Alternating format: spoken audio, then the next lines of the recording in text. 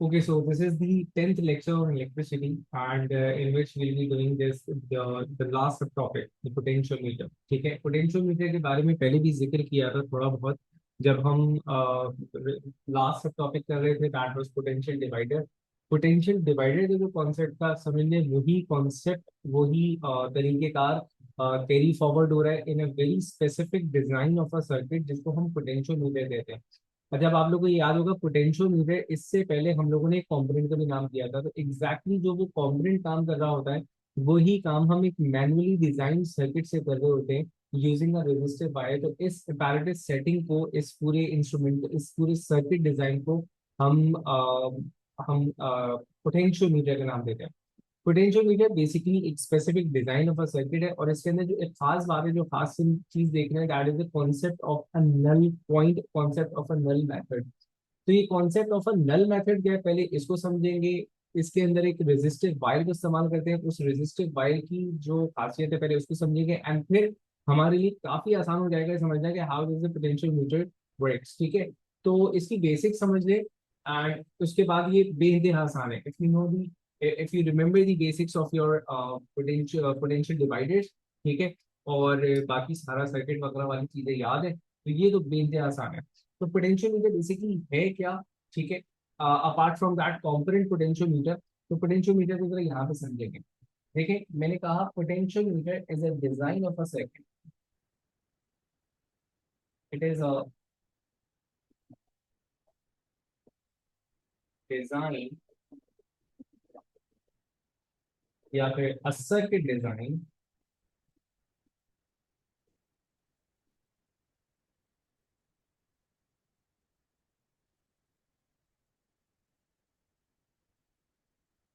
that works on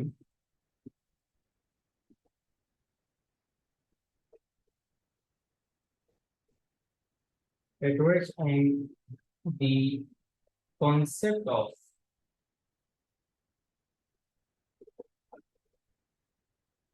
null point, या फिर नल method हम कहेंगे इसे। अब समझ ले ये है कि ये नल पॉइंट या नल मेथड क्या है, तो उसको नल मेथड को समझने के लिए, ये नल, हाँ, नल मेथड का कॉन्सेप्ट समझने के लिए मैंने यहाँ पे एक, समझने, एक हाइपोथेटिकल सा सर्किट आपके सामने रखा हुआ है। ये वो सर्किट है, ठीक है। सबसे पहले इस सर्किट से हम समझेंगे कुछ चीजें, ठीक है ना। बिल्कुल एक हाइपोथेटिकल सा सर्किट है। अब यहाँ पे सर्किट डिजाइन के अंदर चेक करो कि आपके पास, मैंने एक सर्किट के अंदर दो बैटरीज लगाई हुई है, जिसमें से एक आपके पास एक फिक्स ईएमएफ वाला एक बैटरी, एक सेल लगा हुआ, एक पावर सप्लाई, व्हाटसोएवर आप इसे कहें। और एक आपके पास, लेट्स से, कि बिल्कुल ये हाइपोथेटिकल सा एक सिंबल यहाँ पे बनाया मैंने, कहा ये इसको कंसीडर करें कि वेरिएबल ईएमएफ है, एक power supply with variable output, ठीक है। तो यूजली पावर सप्लाई के लिए सिंबल जो हम इस्तेमाल कर रहे होते हैं, वो कुछ इस तरह का सिंबल होता है। उसके ऊपर अगर मैं इस टाइप का एक बार लगा दूं, that makes it a variable power supply. तो चलिए, अगर मैं कहूँ कंफ्यूजन ना हो, तो हम इसको यहाँ से भी थोड़ा सा इसमें अमेंडमेंट कर सकते हैं। तो let's make it a proper variable power supply. तो मैंने कहा ये सिंबल है वेरिएबल पावर सप्लाई का, ठीक है। बहुत कम यूज होती है, हम लोग क्या, तो इनफैक्ट यूज ही नहीं करते हैं लोग इसको।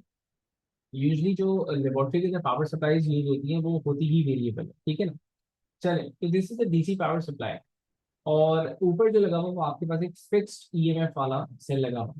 ना लेट्स से कि मैं ये कहूँ कि इस वक्त ये जो इसका ईएमएफ है, इसको मैं E1 नाम देता हूँ,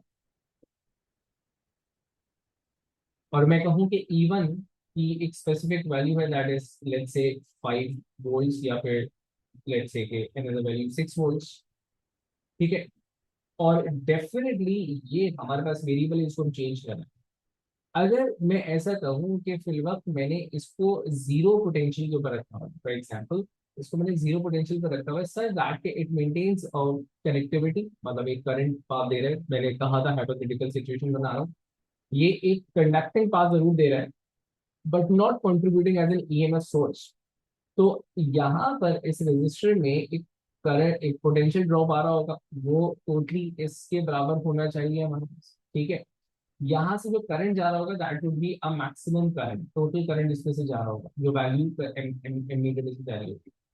Now, फॉर एग्जाम्पल कि मैं इसको टर्न कर देता हूँ, टर्न करके मैं इसको लेकर के आ जाता हूँ। फॉर एग्जाम्पल मैंने इसको लेकर के आया 0 से 1 वोल्ट के ऊपर।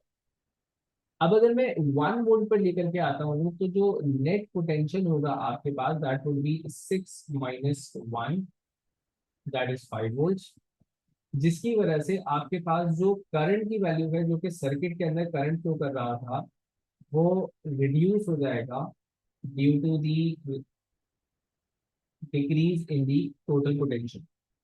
ठीक है, मैं इसको चेंज करके 2 वोल्ट्स पे लेकर के आ जाता हूँ। अगर मैं 2 वोल्ट्स पे लेकर आऊंगा तो अब जो आपके पास नेट पोटेंशियल होगा that would decrease to a value of 4। और जो आपके पास करंट है वो आपके पास फर्दर क्या होता चला जा रहा है, रिड्यूस होता चला रहा है। कब कब, जैसे जैसे मैं इस ईएमएफ की वैल्यू बढ़ाई चले जा रहा हूँ। तो अगर मैं एक जनरलाइज सिस्टम, जनरलाइज इक्वेशन इसके लिए बनाऊं तो मैं ये कहूंगा कि आपके पास ये वैल्यू लेट से E1 है। तो इसी तरह मैंने इसको रखा E2। सही है। आपके पास जो करंट फ्लो कर रहा है सर्किट के अंदर that is basically E1 minus E2 upon fix resistor R। सही है। अगर मैं कहूँ कि E2 को मैं इंक्रीज कर रहा हूँ फ्रॉम 0 टू ग्रेजुअली 0 1 2 3 4 इस तरह कर मैं इंक्रीज कर रहा हूँ, तो जो नेट पोटेंशियल की वैल्यू थी ये मेरे पास क्या हो रही थी, डिक्रीज हो रही। इसके डिक्रीज होने से, इसके डिक्रीज होने से आपके पास करंट क्या हो रहा था, डिक्रीज हो रहा। एक पॉइंट ऐसा आएगा जहां पर आपके पास E1 और E2 जो है वो बराबर हो गए। अगर मैं कहूँ कि E1 तो फिक्स था, E2 को मैंने इतना बढ़ाया, लेट से 6 वोल्ट कर दिया जो मैंने वैल्यू भी दी थी थोड़ी देर पहले, 6 वोल्ट कर दिया मैंने उसको, तो E1 E2 बराबर हो गए। E1 E2 बराबर होने की वजह से आपके पास जो करंट फ्लो कर रहा था अब पोटेंशियल डिफरेंस जीरो हो गया, तो जो करंट फ्लो कर रहा था वो आपके पास हो गया 0 एम्पियर्स। नाउ दिस यहाँ पे अगर आप सिचुएशन देखें तो यहाँ पे आपके पास ईएमएफ लगे हुए हैं, सर्किट पूरा बिल्कुल सही है, लेकिन बस करंट जीरो अचानक क्यों हो गया, करंट जीरो इसलिए हो गया क्योंकि जो ईएमएफ की वैल्यू थी उन्होंने टोटली एक दूसरे को कैंसिल आउट कर दी, पोटेंशियल बराबर हो गया था, पोटेंशियल बराबर होने की वजह से net potential difference zero, and आपके पास करंट फ्लो करना रुक गया था, करंट जीरो हो गया। This concept is basically referred as null method.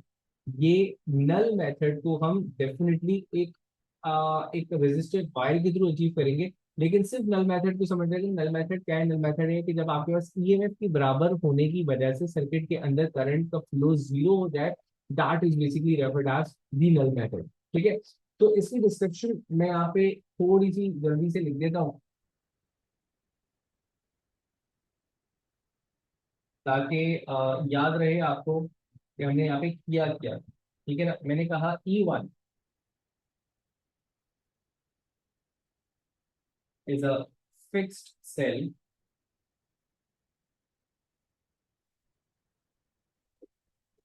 E2 is a variable power supply.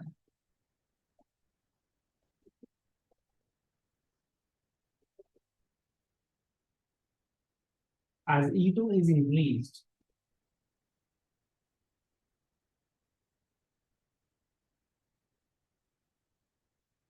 as E2 is increased,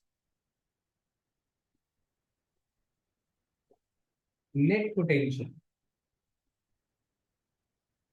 of circuit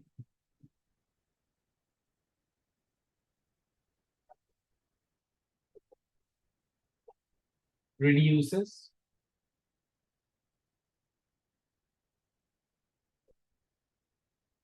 and so does the current in the circuit.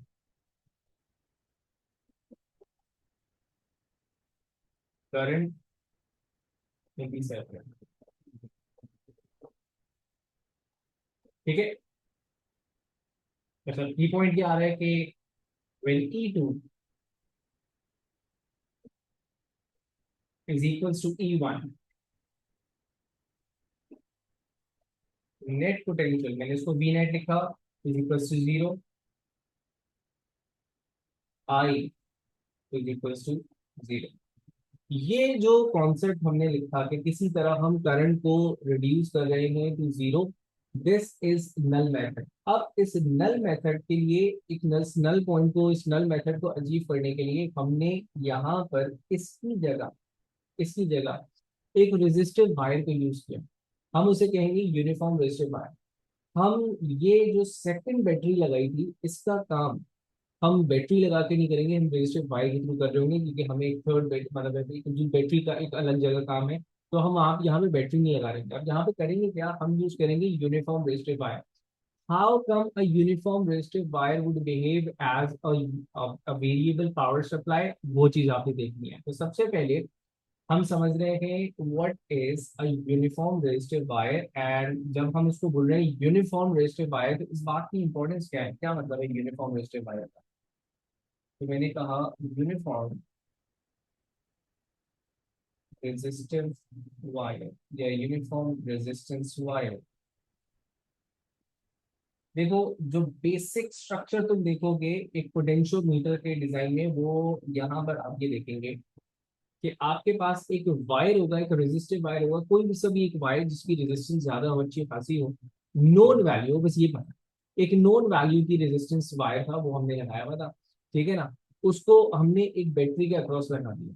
ठीक है, uniform होने का मतलब ये है कि उसकी जो रेजिस्टेंस है वो per unit length equally distribute हो रही है। Per unit length equally distribute होने का मतलब ये है कि अगर मैं कहूँ इस पूरे वायर का जो रेजिस्टेंस था दैट वाज 100, तो on the half of the length the resistance would be 50, the quarter of the length the resistance would be 25, और अगर मैं 10 इक्वल डिविजन करूँ तो रेजिस्टेंस ग्रेजुअली इंक्रीज हो रही है मेरे पास में। ठीक है, तो यूनिफॉर्म रेजिस्टिव वायर से क्या मुराद है, यूनिफॉर्म रेजिस्टिव वायर से मुराद ये है कि आपके पास द रेजिस्टेंस इज इंक्रीजिंग या फिर the resistance is spread over the wire uniform, per unit length जो रेजिस्टेंस है वो इक्वल है। तो आप लिखेंगे uniform resistive wire,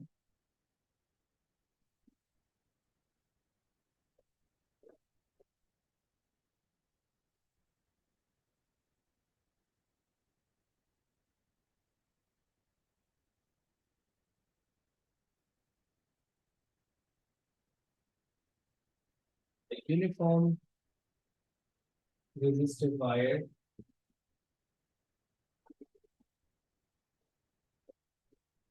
have equal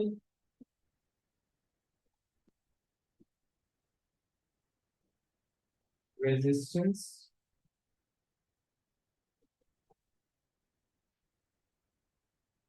per unit length।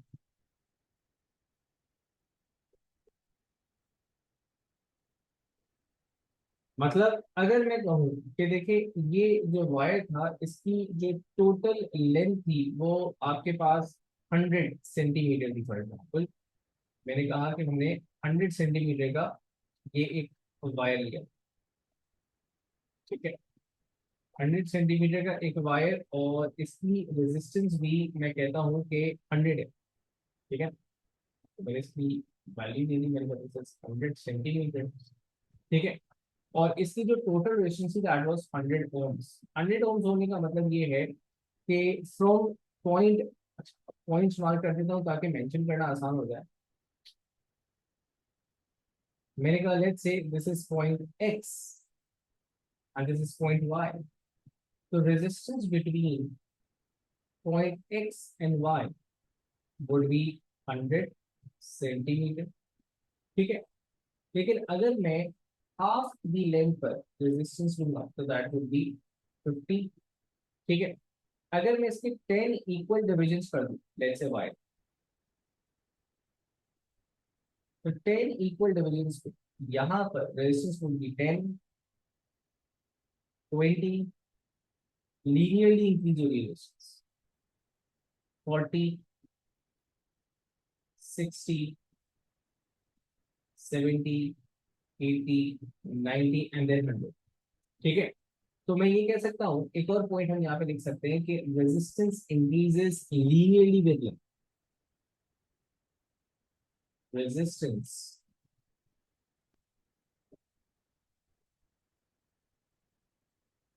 increases linearly,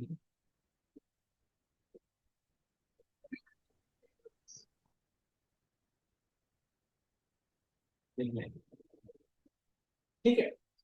अब रेजिस्टेंस बिल्कुल ही लीनियरली डिस्ट्रीब्यूटेड है, तो इसका मतलब ये है कि अगर मैं पोटेंशियल डिफरेंस मेजर करूं, लेट्स से कि मैंने एक वोल्ट मीटर का वायर लिया हुआ है fixed, and one of the wire is a variable point. अब इस वेरिएबल पॉइंट को अगर मैं बिल्कुल ही पॉइंट वाई के ऊपर रखता हूं तो I be reading total potential जो भी यहाँ पर मेरे पास आ रहा होगा, let's say this is 20 volt, तो यहाँ पर मेरे पास 20 वोल्ट आ रहा है। अगर मैं 50 पे रखता हूँ तो आई बी रीडिंग 10 वोल्ट्स। अगर मैं लेट्स से के 20 पे रखता हूँ तो आई बी रीडिंग 4 वोल्ट्स। तो आपके पास जो रेजिस्टेंस की जो वोल्टेज पोटेंशियल ड्रॉप आ रहा है वो भी यूनिफॉर्मली चेंज हो रहा होगा। जो पोटेंशियल ड्रॉप आ रहा होगा that will also be a uniform potential drop. तो फॉर एग्जाम्पल, अब ये एक दूसरी डायग्राम के अंदर मैं समझाने की कोशिश कर रहा हूँ, इसको यहाँ से हटा देते हैं। ये चीज 100 सेंटीमीटर का वायर था, वही आपके पास 100 ओम का लेंथ से के रेजिस्टेंस थी, इसकी रेजिस्टेंस इसकी यूनिफॉर्मली डिस्ट्रीब्यूटेड थी। तो फॉर एग्जाम्पल कि यहाँ जो आपने पोटेंशियल दे रखा हुआ था दैट वाज 20 वोल्ट्स, राइट। तो अब अगर मैं कहूँ 20 वोल्ट्स है तो आपके पास वी एक्स वाई, एक्स और वाई के दरम्यान एक्स पॉइंट और वाई पॉइंट ये था आपके पास, तो वी एक्स वाई आपके पास 20 वोल्ट्स आना चाहिए अगर आप वोल्ट मीटर है। लेकिन फिर वही बात कि अगर मैं इसकी across the length variation of potential check करूं तो वो यूनिफॉर्मली डिस्ट्रीब्यूटेड होगी। मतलब 0 वोल्ट्स, 2, 4, 6, 8, 10, 12, 14, 16, 18 एंड अल्टीमेटली 20, राइट। तो इसका मतलब ये है कि अगर मैंने अपना वोल्ट मीटर यहाँ और यहाँ रखा है तो आई रीडिंग 8 वोल्ट्स, यहाँ पे रखा है तो आई रीडिंग 10 वोल्ट्स, यहाँ रखा है तो आई रीडिंग 14 वोल्ट्स, यहाँ रखा है तो आई बी रीडिंग 18 वोल्ट्स। मैं एक्स से लेके वाई तक आप जो अगर वोल्ट मीटर को चेंज करता रहूँ, वोल्ट मीटर का स्लाइड जो है वो मूव करता रहूंगा तो मेरे पास जो पोटेंशियल है वो लीनियरली इंक्रीज हो रहा होगा, ठीक है। तो यूनिफॉर्म रेजिस्टिव वायर का अहम यूज, मतलब यूनिफॉर्म रेजिस्टिव वायर रखने की इंपॉर्टेंस क्या है? इंपॉर्टेंस ये है कि potential drop increases,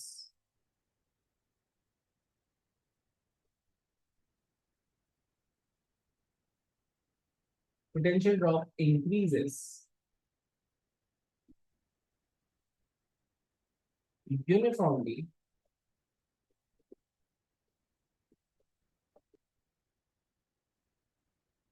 from point X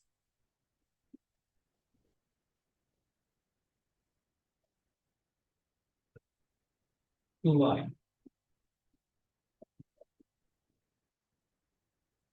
अब देखो यहां पर इस पॉइंट पर आकर के आपने एक चीज समझनी है कि देखिए अगर मैं यहां से एक कनेक्शन लूं, ठीक है, और एक बल्ब लगा दिया फॉर एग्जाम्पल, इस बल्ब को अगर मैं इस पॉइंट पे लगा देता हूँ तो इस बल्ब को मिल रहे होंगे 6 वोल्ट्स।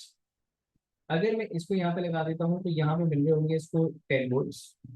अगर मैं इसको यहां से लगा दूं तो इसको मिल जाएंगे 16 वोल्ट्स। तो क्या मैं ये कह सकता हूँ this resistive wire is now behaving as a secondary source to anything that is placed parallel to it? ये तो आपके पास फिक्स्ड है, लेकिन इसके पैरेलल अगर मैं एक और सर्किट या एक और लूप क्रिएट करता हूँ और वो मूवेबल स्लाइडर रखता हूँ तो यहाँ से मैं पोटेंशियल को एक्चुअली वेरी कर रहा हूँ। तो it is just like a potential divider circuit, जो कि हम लोगों ने बिल्कुल लास्ट में एक पोटेंशियल मीटर के साथ पढ़ा था, ये वाली। बस फर्क ये है कि यहाँ पे हमने एक कॉम्पोनेंट लगा रखा हुआ था, इस कॉम्पोनेंट की जगह मैंने एक रेजिस्टिव वायर को यूज कर, इक्वली गुड ये एक ऑलरेडी कंपनी मेड रेजिस्टर लगा हुआ था, मैंने इसके कॉन्सेप्ट को इस्तेमाल किया, एक रेजिस्टिव वायर यहाँ पे लगा दी, ठीक है ना। Resistive wire of known value of known length. अब करूंगा क्या, वो बात गौर से समझ लिए एक बात, तो यहाँ पे अहम वो ये, क्या मैं कह सकता हूँ कि अगर इसकी वेरिएशन विद लेंथ आपके पास यूनिफॉर्म है, तो मैं अब दोनों के लिए कॉमन सी चीज होगी, तो मैं सेंटर में लिख रहा हूँ जो दोनों डायग्राम्स हैं उसके लिए कॉमन है।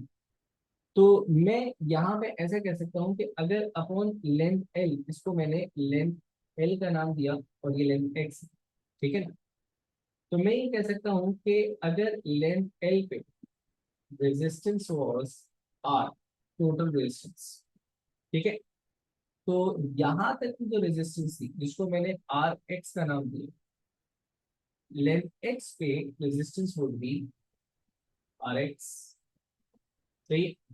तो मैं इवेंचुअली कह सकता हूँ कि रेजिस्टेंसेस का जो रेशो है वो ही रेशो लेंथ का होगा। कौन सी लेंथ का? आर एक्स जहां तक आपने मेजर की थी उसका उसका ratio with the total length L, ठीक है ना।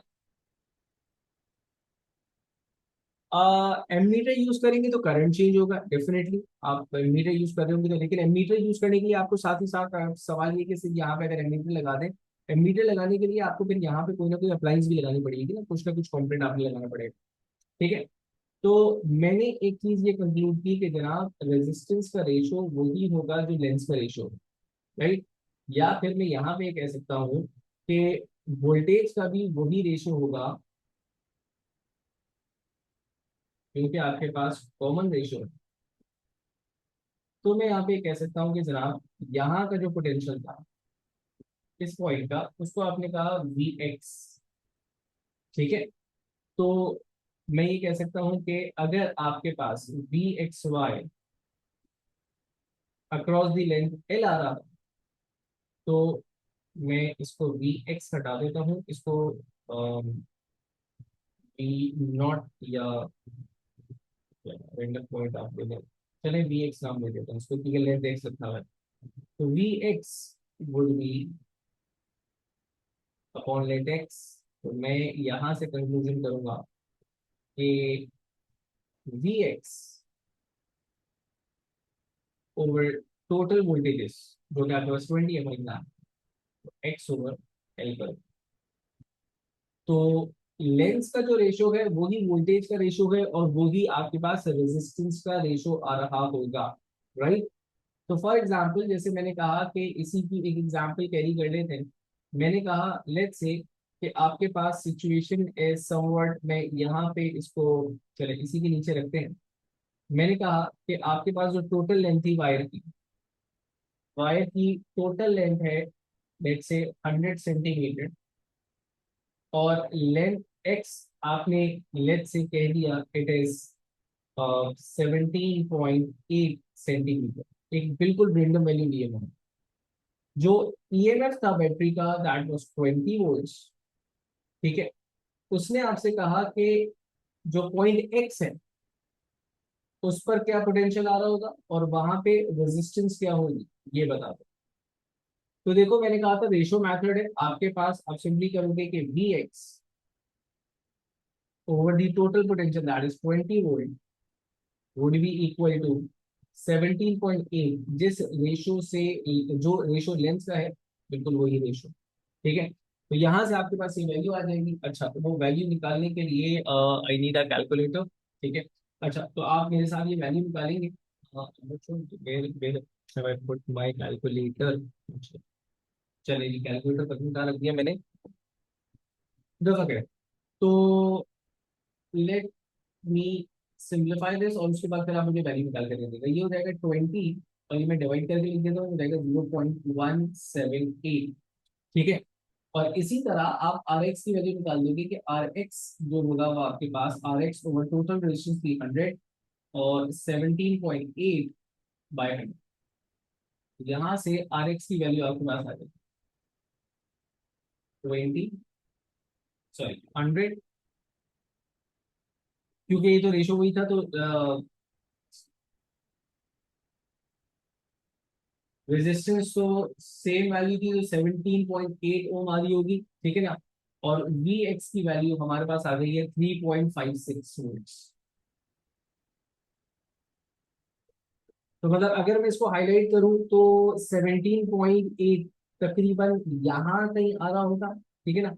This being 10, this being 20 centimetre, तो 17.8 कुछ यहाँ आ रहे, तो अगर मैं अपना एक वोल्ट मीटर यहाँ पर सेट कर देता हूँ तो I be reading 3 point something value, 3.56। तो यू कैन सी कि वो इसके बिल्कुल मिडवे की वैल्यू पे जा रही है, ठीक है ना। So this is how this uniform resistive wire works. Now, how this uniform resistive wire would perform a task of this battery, ठीक है, वो आप यहाँ पे देखिए। चलो, अब देखिए यहाँ पर मैंने एक लगा दिया है आपके पास, ये जो हमारे पास यूनिफॉर्म रेजिस्टिव वायर था, ये एज इट इज आपके पास लगा हुआ है। इस यूनिफॉर्म रेजिस्टिव वायर की एडिशनल, अब आप देखो ये प्रॉपर आप पोटेंशियोमीटर देख रहे हो उसमें। अगर आप एडिशनल देखो तो you have this another loop, जिसके अंदर आपके पास एक सेल लगा हुआ है, एक एमीटर लगा हुआ है, और एक वेरिएबल पॉइंट लगा हुआ है। पहले कुछ टर्मिनोलॉजी देख लो। देखो ये वो सेल जो कि पोटेंशियो, जो कि आपके रेजिस्टिव वायर को वोल्टेज प्रोवाइड कर रहा है, that is basically referred as driver cell. तो इसको मैं नाम दूंगा ड्राइवर सेल का। और ड्राइवर सेल,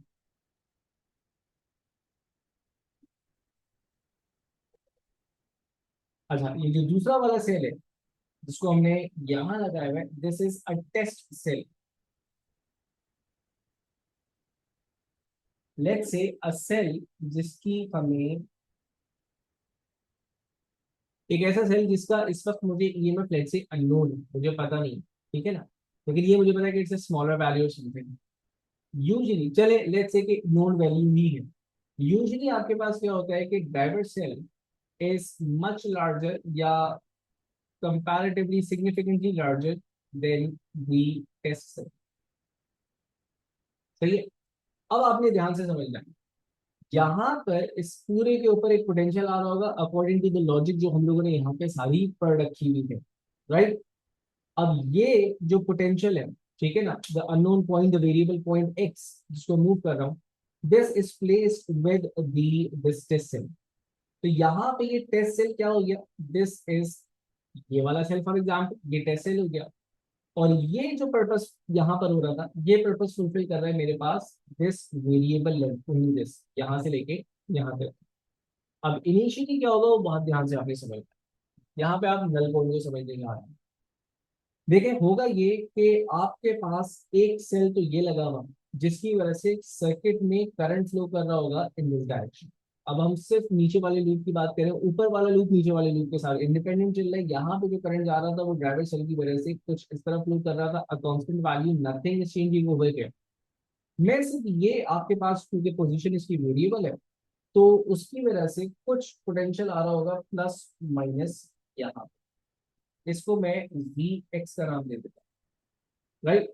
जो नीचे वाला सेल, जो नीचे वाला लूप है आपके पास, ठीक है, लूप टू, उसके अंदर जो आपके पास नेट ईएमएफ होगा, उसका नेट ईएमएफ होगा आपके पास E two minus V x.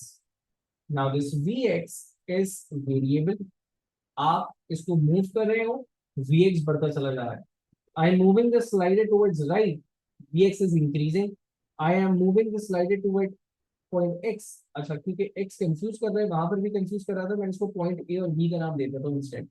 I am moving the point towards A, तो मेरे पास वी एक्स डिक्रीज हो रहा होगा। I am moving the slider towards B, तो मेरे पास जो वी एक्स है वो इंक्रीज हो रहा होगा। अब देखो बिल्कुल इसी तरह अगर मैं इसको इंक्रीज करते चला जाऊंगा, there would be a point जहां पर आके मेरे पास जो वी एक्स है that would be equal to E two. जब वी एक्स ई टू के इक्वल हो जाएगा तो बेटा नेट पोटेंशियल आपका डिक्रीज हो जाएगा टू जीरो। जैसे जैसे मैं इसको बढ़ा रहा था नेट पोटेंशियल ग्रेजुअली डिक्रीज हो रहा था, ये एमीटर की रीडिंग जो है वो ग्रेजुअली क्या होती चली आ रही थी, डिक्रीज होती चली आ रही थी। एमीटर की रीडिंग डिक्रीज होते होते जीरो हो जाएगी एट अ पॉइंट जहां पर मेरे पास नेट पोटेंशियल जीरो होगा। मैं दोबारा दोहरा रहा हूँ, नेट पोटेंशियल कब डिक्रीज होगा, जब आपके पास वी एक्स बराबर हो जाएगा ई टू के। तो वहां पे आपके पास वी नेट और द सेकेंड लूप जीरो हो गया, और एमीटर की रीडिंग आपके पास हो जाएगी जीरो। नाउ बहुत ध्यान से देख सुनना। The length at this is happening, the length at which the Vx is becoming equal to E2, the potential of the test cell, is referred as null point. Null point is basically the length at which the potential Vx is equals to the potential EMF of the drivers. अब जब ये हो चुका हुआ है तो मुझे पता चल गया करंट जीरो है, मुझे यहाँ से यहाँ तक का पता होगा कि जनाब ये जो पोटेंशियल आया था उसके पोटेंशियल के बराबर होगा। Now what I can do is, मैं using the ratio of length इस Vx की वैल्यू निकाल सकता, और जो Vx की वैल्यू होगी वही E2 की वैल्यू होगी। फायदा क्या हुआ? फायदा ये हुआ कि मुझे अगर मेरे पास E2 की एक अननोन वैल्यू थी तो I can find out the unknown value of E2 using this potentiometer. अब आप ये बोलोगे कि सर अगर आपके पास एक सेल मौजूद ही था और आपको उसकी वैल्यू मालूम करनी थी तो आप सीधा सीधा वोल्ट मीटर लगा देते, आपने इतनी सारी लंबी कहानी करने की क्या जरूरत थी? तो बस गौर से सुनिएगा। देखें, अगर तो वो टेस्ट सेल जो मेरे पास रखा हुआ है, तो फॉर एग्जाम्पल जो है 4 वोल्ट का, 6 वोल्ट का, 10 वोल्ट का, वहां पे पोटेंशियोमीटर लगा दिया, वहां से वैल्यू आ गई 9.96 को, मैंने कहा यार वो तो इंटरनल लॉसेस की वजह से आएगा, 10 वोल्ट का ये सेल है, कहानी खत्म हो गई। कुछ आउटपुट्स ऐसे होते हैं जो कि ऑलरेडी मिली वोल्ट्स, माइक्रो वोल्ट्स, 10⁻⁵ वोल्ट, 10⁻⁻⁷ इस तरह का चल रहे होते हैं। कौन से? आपने ओ लेवल्स में एक चीज पढ़ी होगी, आपने पढ़ा होगा थर्मोकपल थर्मोमीटर। थर्मोकपल थर्मोमीटर आपने थोड़ा बहुत उसको अगर पढ़ा होगा तो आपने ये पढ़ा होगा कि जनाब उसके अंदर टेम्परेचर की वेरिएशन से आपके पास क्या होता है, वोल्टेज की वेरिएशन आती है। एंड उसी वोल्टेज की वेरिएशन को फिर हम कैलिब्रेट करते हैं according to the temperature value, हम थर्मोमीटर उसको बना लेते हैं। अब आपको क्या लगता है कि वो जो टेम्परेचर की वैल्यूज आती है वो कितनी आती है? 1 2 3 4 वोल्ट आती होगी ना, वो वैल्यूज माइक्रो वोल्ट के अंदर आ रही होंगी। ठीक है ना? अब अगर यहाँ पर मैं एक वोल्ट मीटर लगा दूं तो बेटा माइक्रो वोल्ट्स की on the order of micro volts तो लॉसेज होते हैं आपके पोटेंशियोमीटर की, you can not very, you can not measure it accurately. क्यों? जितनी आपकी रीडिंग है उतना तो वो फ्लक्चुएशन शो कर रहा है, तो how can you be so specific?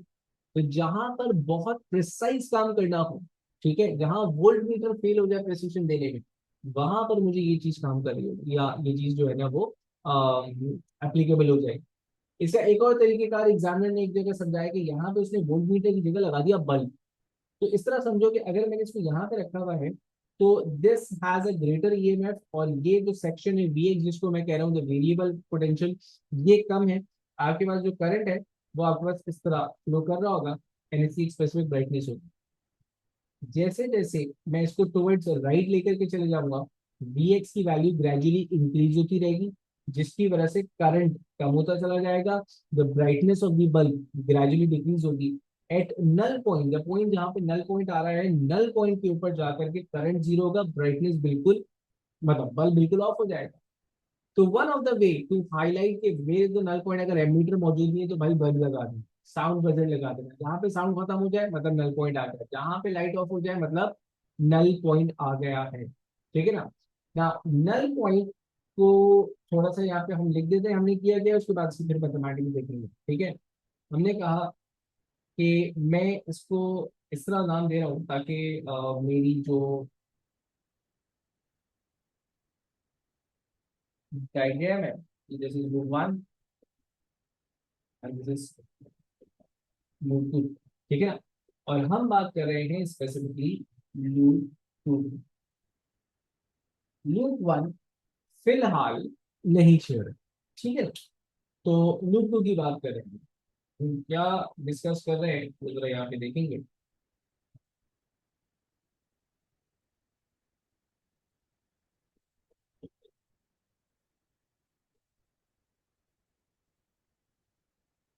आप चाहे तो मेरे साथ साथ देख सकते हैं।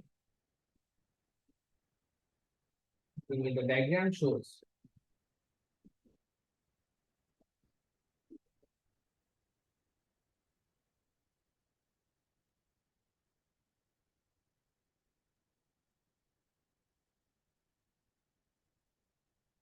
Simple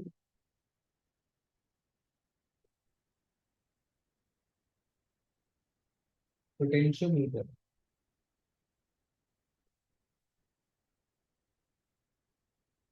circuit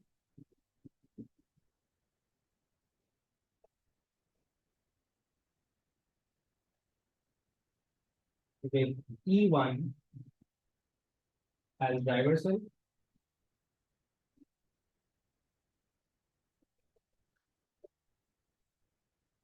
and E2 test cell.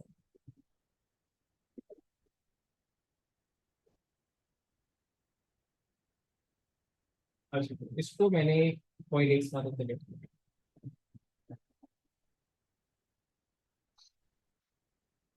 मैं सिर्फ कीवर्ड्स लिख रहा हूँ, आई होप आप इसको डिकोड कर पाओगे जब रिविजन करोगे। तो आप लिखोगे S as slider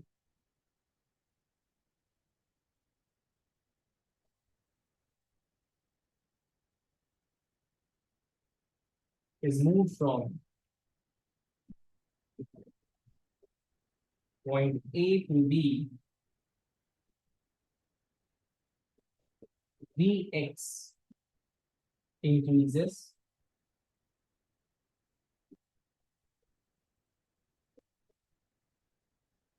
and net potential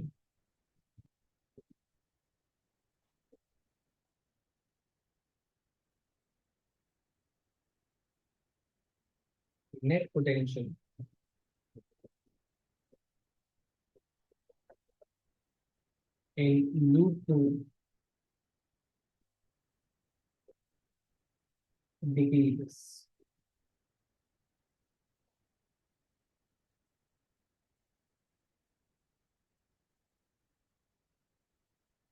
The reading of the ammeter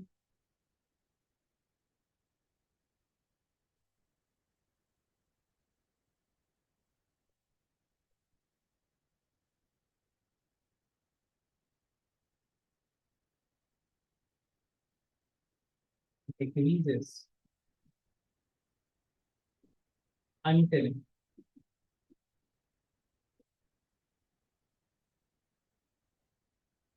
Vx is equals to E2 and I is 0.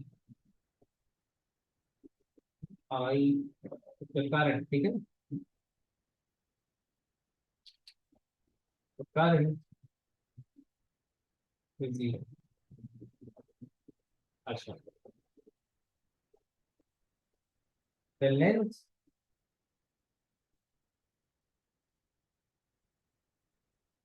at which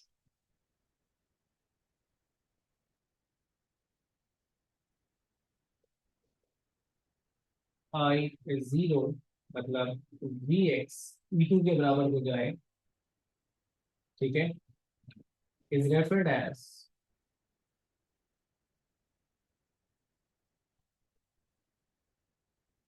null point.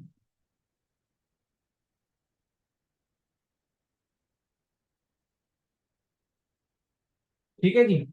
वो लेंथ आपके पास क्या कहलाएगी? नल पॉइंट कहलाएगी। अब नल पॉइंट को मैं किस तरह निकाल सकता हूँ? देखो, फॉर एग्जांपल आपको मल्टीपल सिचुएशन दी हुई हो सकती है, आपको रिलेशन दी हुई हो सकती है, आपको पोटेंशियल की वैल्यू अगर होगी, बड़ी सारी चीजें इसके अंदर सिचुएशन होगी, वो देखेंगे। तो एग्जाम्पल क्वेश्चन में आपको कहता हूँ कि फॉर एग्जाम्पल उसने कहा कि आपके पास ये ड्राइवर सेल, ऊपर वाली सिचुएशन थी, हम उसी को लेकर के चल रहे ड्राइवर सेल। आपके पास 20 वोल्ट का हमने रखा हुआ था, तो 20 वोल्ट का ड्राइवर सेल ही हम रखते हैं। ठीक है। टेस्ट सेल हमारे पास लेट्स से 6 वोल्ट का है, right? The length of the wire is given to be 100 centimetre, और उसने हमसे कहा कि नल पॉइंट की वैल्यू बता दे। अच्छा, नल पॉइंट को मैं यहाँ पे एक्स कह रहा हूँ, तो उसने बोला एक्स की वैल्यू निकालना। तो बेटा जो रेशो, अभी वही वाली बात हो गई। अब ये जो रेशो हम लोगों ने ऊपर लगाए थे, पढ़े थे, ratios of potential and lengths, ratios of potential, ratios of resistance and length will be same। ठीक है, सब रेशियो मैथड चल रहे हैं, तो मैं रेशियो मैथड ही सॉल्व करूंगा।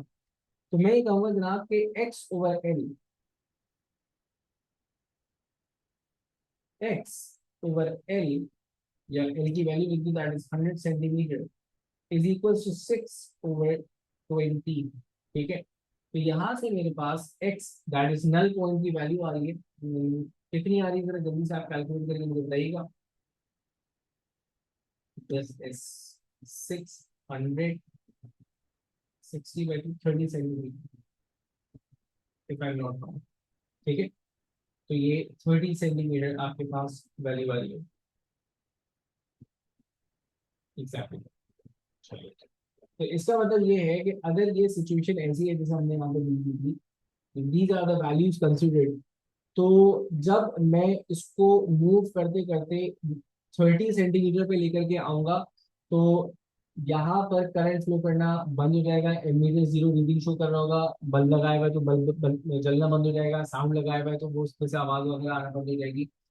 व्हाट वुड हैपन कि अगर मैं नल पॉइंट से भी आगे ले गया, अगर मैं इस स्लाइडर को नल पॉइंट से बियॉन्ड ले जाता हूँ, तो in that situation V X greater हो जाएगा ई टू से, करंट ऑपोजिट डायरेक्शन में फ्लो होना शुरू हो जाएगा, और अब आपका जो E2 है वो चार्ज होना शुरू हो जाएगा। If the null point, if the slider is placed beyond null point, आपके पास ग्रेटर पोटेंशियल Vx हो जाएगा और करंट ऑपोजिट डायरेक्शन में, एंड बैटरी वहां पे चार्ज होना शुरू होगी। ठीक है, चले अब जब इस टाइप की सिचुएशन आएगी तो हम उसके अंदर देखेंगे ना, what would affect the null point if there is nothing is changed over here, तो null point चेंज नहीं होगा until and unless मैं इसकी रेजिस्टेंस, मतलब इस वायर को हटा करके कि दूसरा वायर लेकर के आ जाऊँ, तो I be changing the numerator denominator, तो वहां पे null point चेंज हो जाएगा। मैं इस सेल को लेकर दूसरा सेल लेकर के आ जाऊँ, I am changing the numerator, तो वहां पे मेरे पास null point चेंज हो जाएगा। इस सर्किट डिजाइन में इसके चेंज होने से नल पॉइंट क्या कहते हैं, अगर मैं पूरा सेटअप एक न्यू वैल्यू लेकर आऊं, यहाँ पे क्या चेंजेस करूंगा जो नल पॉइंट मूव होगा, तो अब एक वेरिएशन देखें। ठीक है, क्या चलो काम ये करते हैं कि let keep this lecture till here, ठीक है ना, मैं ज्यादा लेंथी लेक्चर्स नहीं रखने वाला, ठीक है। नेक्स्ट लेक्चर के अंदर हम एक काम नहीं करेंगे, नेक्स्ट लेक्चर के अंदर हम इसके सिंपल से क्वेश्चंस पहले देखेंगे, इसको रिव्यू करके सिंपल से क्वेश्चंस, और उसके बाद हमारे पास छोटी छोटी सी वेरिएशंस है कि what changes could be done और नल पॉइंट पे क्या इफेक्ट पड़ने वाला है, that will be covering in the next lecture, that will be tomorrow इंशाल्लाह।